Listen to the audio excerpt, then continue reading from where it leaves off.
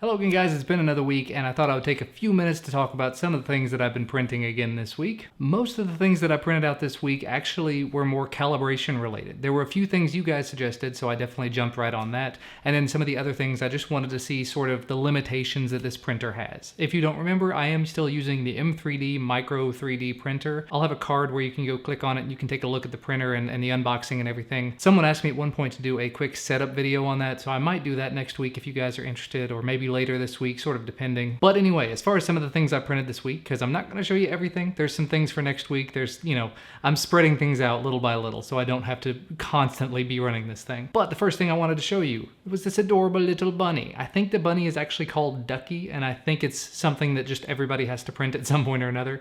But this is an adorable little bunny and it turned out fairly well. It's got some weird little seams on it that I think have to do with the backlash of my printer. Backlash is something I'm learning a little bit more about, where when the printer has to make a curve, a lot of times it'll overcompensate and then shoot out a little bit, so there's just little ridges all over. And a lot of the things I've printed so far that are more character related, that have curves to them, they have those sort of backlash on them. That's something that can supposedly be corrected in software. I just haven't found it yet. I'll have to take a look at that for next week maybe. But yeah, this little guy didn't take terribly long to print. Hopefully you're enjoying the time lapse that I'm showing you here.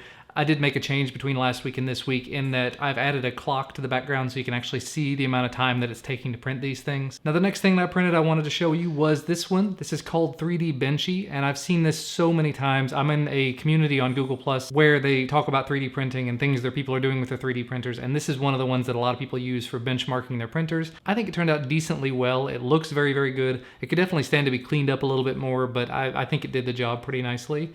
The bottom of this, and the bottom of a lot of things that I've done so far, has turned out kind of rough, but more often than not, you're not going to be looking at the bottom of something.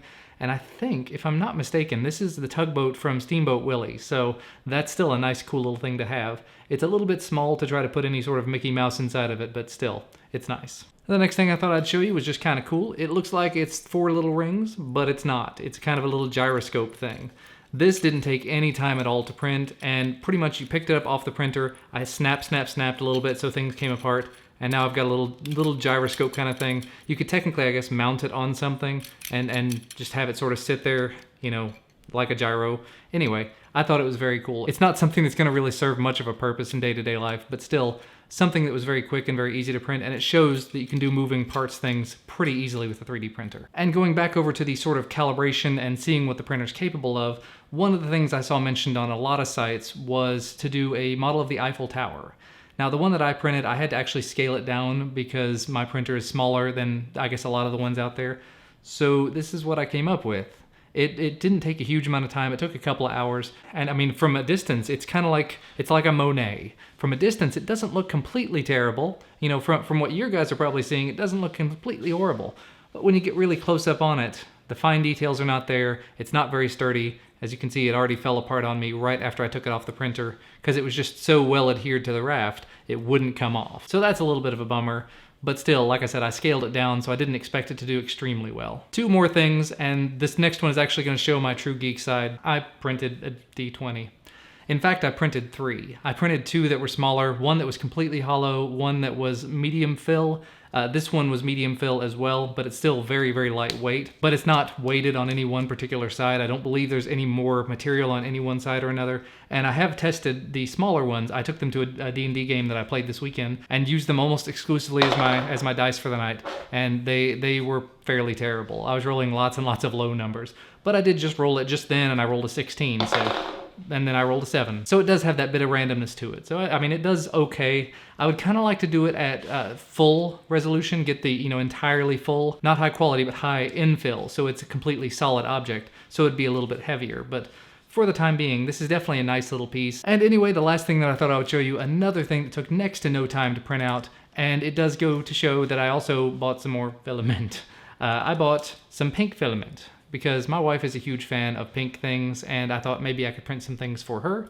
So this is a neat little wrench thing. Basically, it came off the printer, you just pop it all apart, and you've got a little wrench. It's a little multi-tool. So it's got a Phillips head screwdriver, a flathead screwdriver, and it's not a wrench, it's a pair of pliers. Sorry, my brain is not entirely here right now.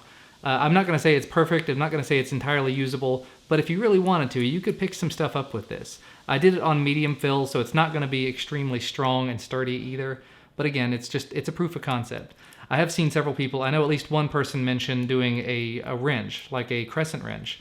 So I've looked into that and I've got some models for that. I'm going to give that a shot as well, maybe for next week. If there's anything else you would like to see printed, or anything, you know, sort of movable parts or anything like that, that will fit into smaller than a 5x5x5 area, because I do have still a teeny tiny little printer, definitely let me know down in the comment section below. But that's going to be all from me for today. Thank you guys so much for watching. Thank you for supporting these kinds of videos. Leave a thumbs up if you like this kind of video. Subscribe to receive more videos when they become available, and I will see you again next time.